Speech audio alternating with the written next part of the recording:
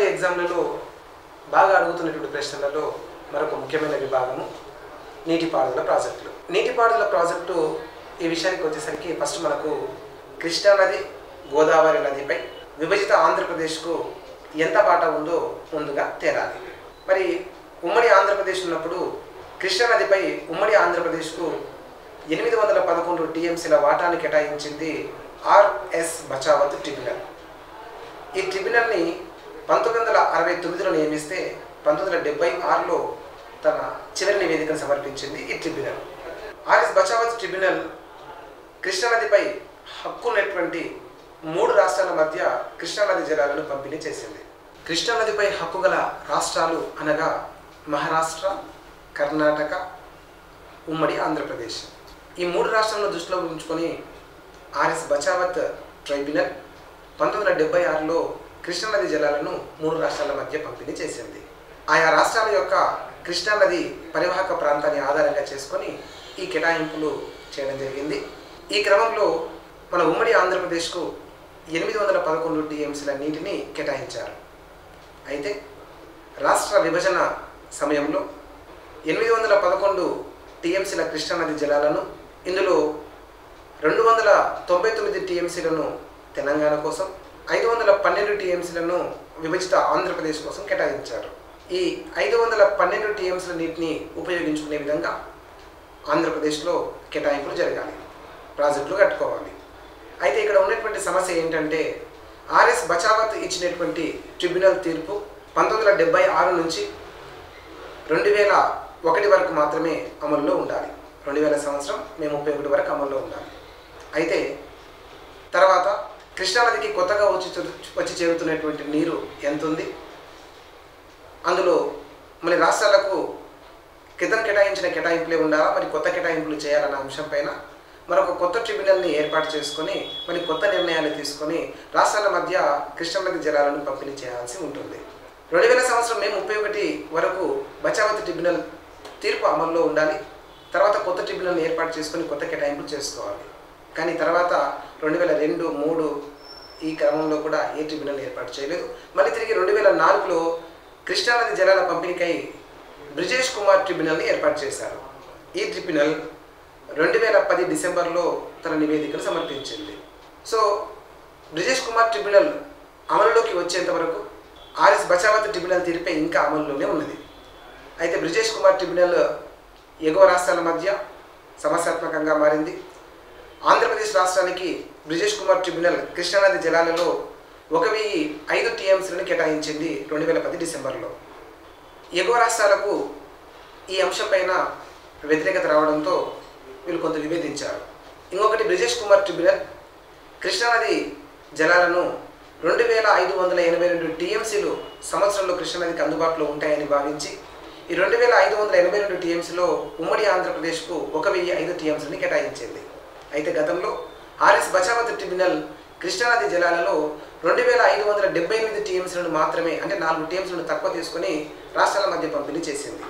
అందులో కొంత శాతం వరకు, అది కూడా ముఖ్యంగా 75% జలాలను బచావత్ ట్రిబ్యునల్ రాష్ట్రాల మధ్య పంపిణీ చేయాలని నిర్ణయించింది.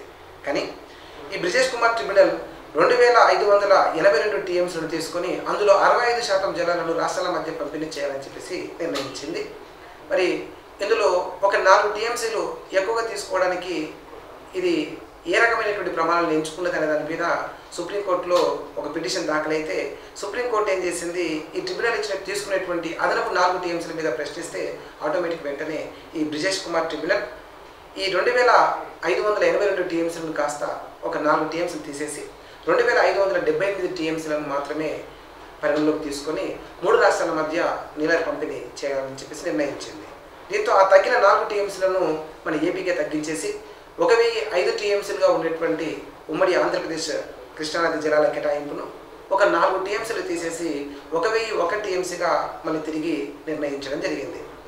ఇలా 1001 టీఎంసీల నీటిని రాష్ట్ర విభజన సమయంలో ఇప్పుడు తెలంగాణకి ఎంత కేటాయించాలి, ఏపీకి ఎంత కేటాయించాలి అన్న దాని మీద బ్రిజేష్ కుమార్ ట్రిబ్యునల్ ఇంతవరకు ఇంకా స్పష్టతనే ఇవ్వలేదు.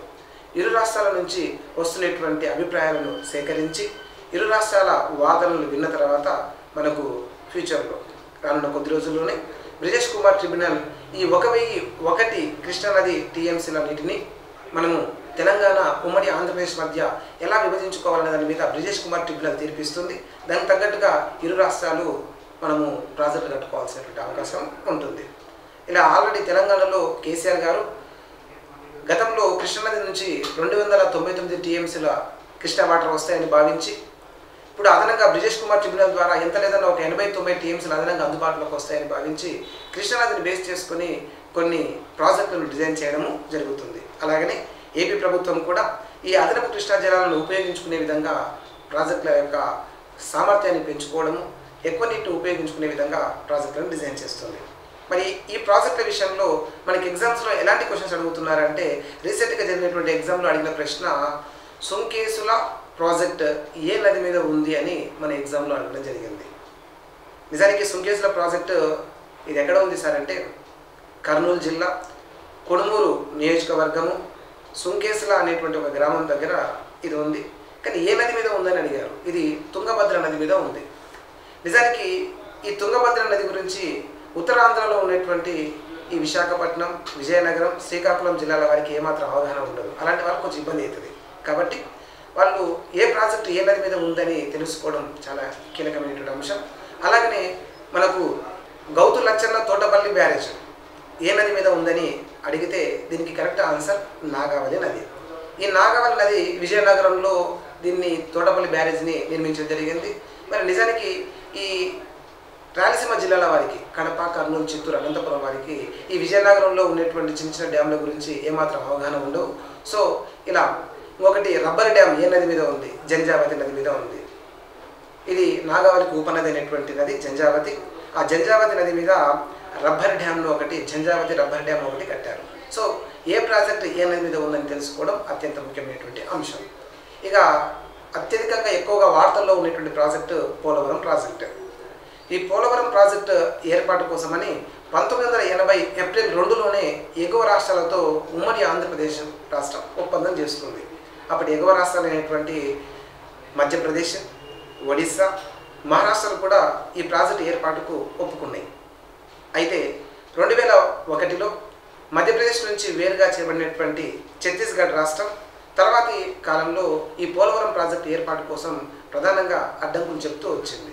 మొత్తానికైతే 2004లో వైఎస్ఆర్ గారు జలయజ్ఞం కార్యక్రమంలో భాగంగా పోలవరం ప్రాజెక్టును ముమ్మరంగా ముందుకు తీసుకొస్తూ అభివృద్ధి కార్యక్రమాలను చేపట్టేటువంటి ప్రయత్నం చేయడం జరిగింది. అలాంటి పోలవరం ప్రాజెక్టును నిజానికి 2018 మార్చి నాటికే పూర్తి చేయాల్సి ఉండగా పోలవరం ప్రాజెక్టు యొక్క నిర్మాణ పనులు చేపట్టినటువంటి ట్రాన్స్ట్రై సంస్థ సుమారుగా 4,000 కోట్ల రూపాయల మొండి బకాయిలతో బ్యాంకులకు తీసుకున్న రుణాలు ఎగ్గొట్టింది. దీంతో ఈ ట్రాన్స్ట్రై సంస్థ పూర్తి చేయాల్సినటువంటి ఈ ప్రాజెక్టు పనులు సకాలంలో పూర్తి కాలేదు. తర్వాత L&T అనేటువంటి ఒక సంస్థ డయాఫ్రామ్ వేసి కింది స్థాయి నుంచి పిల్లర్లను నిర్మించేటువంటి బాధ్యత తీసుకున్నది. ఈ L&T సంస్థ విజయవంతంగా తన పనులను నిర్వహిస్తున్న ఈ ట్రాన్స్ట్రై సంస్థ దివాలా తీయడంతో పోలవరం ప్రాజెక్టు పనులు బాగా పెండింగ్ పడ్డాయి. ఇప్పుడు స్పిల్లింగ్ వే పనుల గురించి నవయుగ కన్స్ట్రక్షన్ అనే వారికి 2018 నుంచి బాధ్యతలు అప్పగించారు. వీళ్ళు పనులు వేగవంతంగా నిర్వహిస్తున్నారు. రానున్నటువంటి 2019 సంవత్సరం కాడికి పూర్తిగా ఈ పోలవరం ప్రాజెక్టుని అందుబాటులోకి తీసుకురావాలని చెప్పేసి శరవేగంగా పనులను నిర్వహిస్తున్నారు. ఈ పోలవరం ప్రాజెక్టుగా అయ్యేటువంటి వ్యయంలో 90% నిధులను సెంట్రల్ గవర్నమెంట్ స్పాన్సర్ చేస్తుంది. ఒక 10% నిధులను స్టేట్ గవర్నమెంట్ చూసుకోవాల్సి ఉంటుంది. చంద్రబాబు గారు కృతనిశ్చయంతో ఈ ప్రాజెక్టును శరవేగంగా పూర్తి చేయాలని చెప్పేసి కార్యక్రమాలను వేగవంతంగా ముందుకు తీసుకురావడం జరుగుతుంది. ఈ పోలవరం ప్రాజెక్టు నిర్మాణం పూర్తయితే గోదావరి నది జలాలలో 175 టీఎంసీల నీటిని ఆంధ్రప్రదేశ్ వాడుకోవడానికి అవకాశం ఉంటుంది. 175 టీఎంసీలు నిల్వ చేసుకోవడానికి యాక్టివ్ కెపాసిటీ 175 టీఎంసీలు. అలాగనే ఇంకొక అదనంగా 19 టీఎంసీలను ఎక్కువగా ఉపయోగించుకునే అవకాశం ఉంది.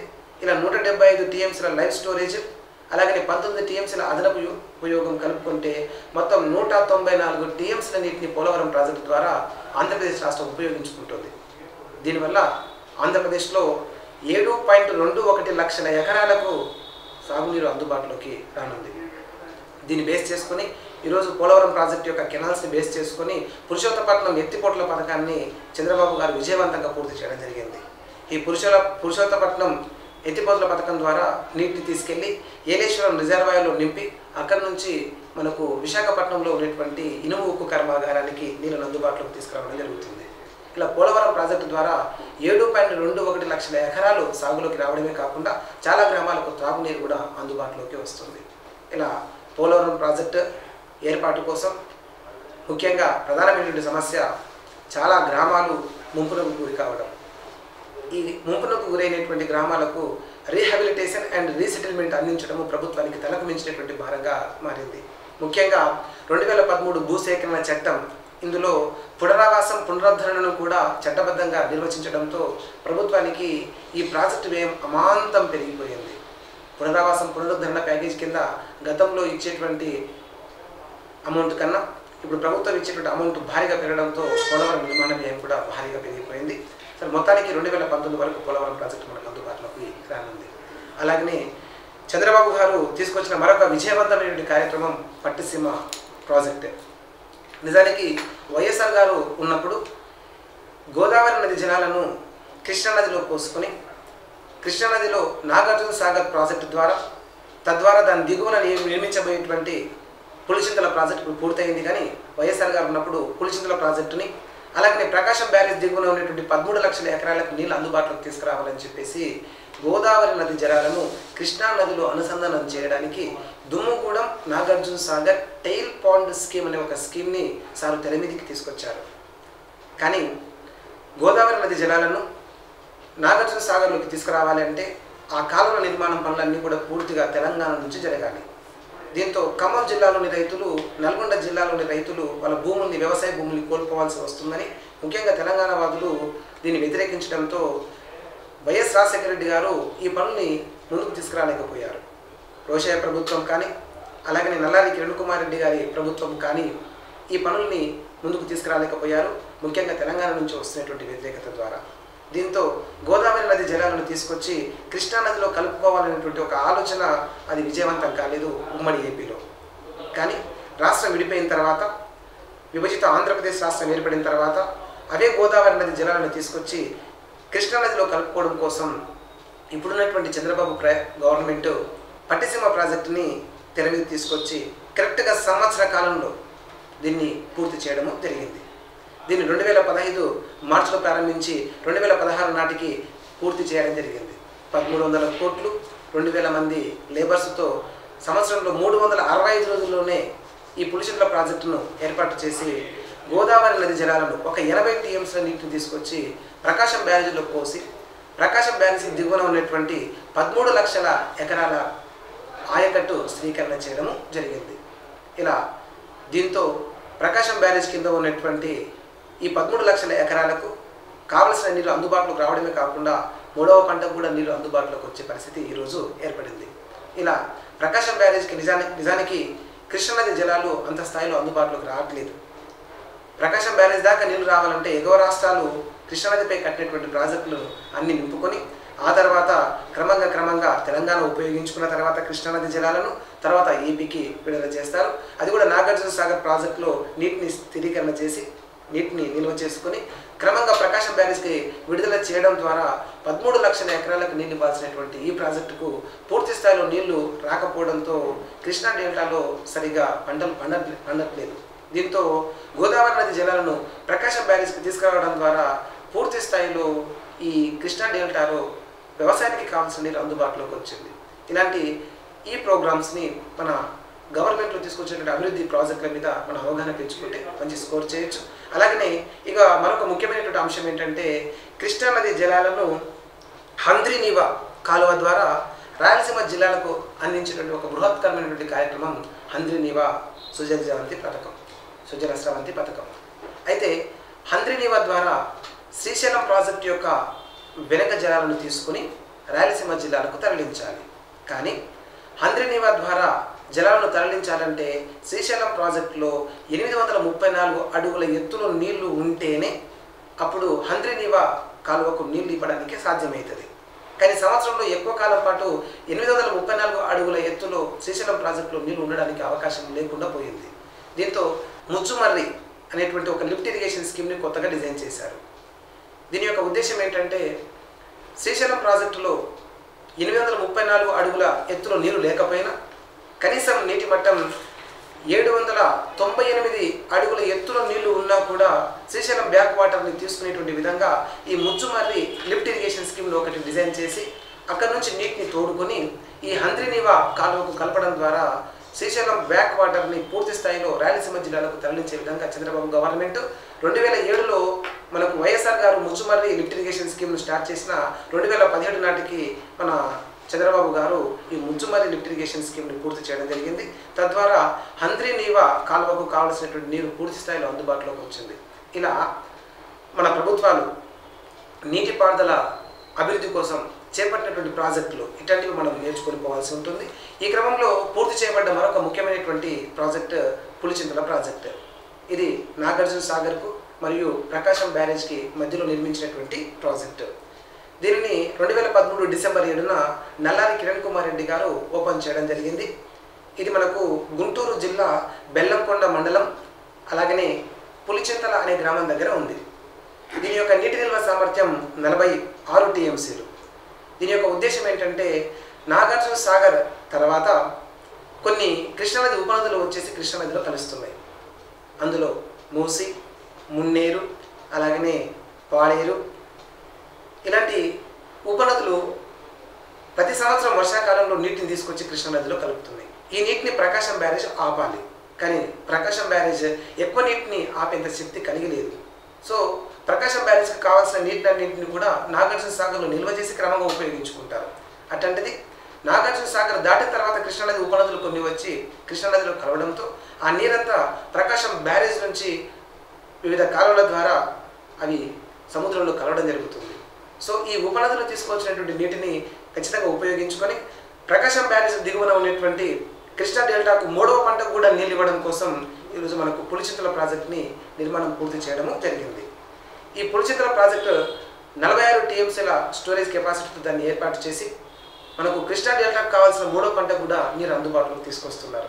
ఇలా ప్రాజెక్టు మీద అవగాహన మనం పెంచుకొని పోయినట్లయితే మన ఏపీ గవర్నమెంట్ తలపెట్టిన నిర్మించబోయే అలాగే నిర్మించిన ప్రాజెక్టులన్నీ కూడా ఏ నది మీద ఉన్నాయి, ఎక్కడ ఉన్నాయి అనేటువంటివి మనం అవగాహన పెంచుకొని పోయినట్లయితే ఎగ్జామ్లో ఇంకొక మార్కును మనం సాధించడానికి అవకాశం ఉంది. ఇలా నెగటివ్ ఓరియంటెడ్ మార్క్స్ ఉన్నటువంటి ఇలాంటి ఎగ్జామ్స్లో ఎక్కడి నుంచి ప్రశ్నలు వస్తాయో తెలుసుకొని ఆ విభాగం మీద పర్ఫెక్షన్ పెంచుకుంటూ పోతూ ఉన్న క్రమంలో ఒక్కొక్క మార్కును మనం పెంచుకుంటూ మ్యాక్సిమం మనం చేయడానికి అవకాశం ఉన్నటువంటి మార్క్స్ మ్యాక్సిమం సాధించగలిగితే ఎక్కువ స్కోర్ రావడానికి అవకాశం ఉంటుంది. అప్పుడే ఇలాంటి ఎగ్జామ్స్లో మనం సక్సెస్ అవ్వడానికి అవకాశం ఉంటుంది.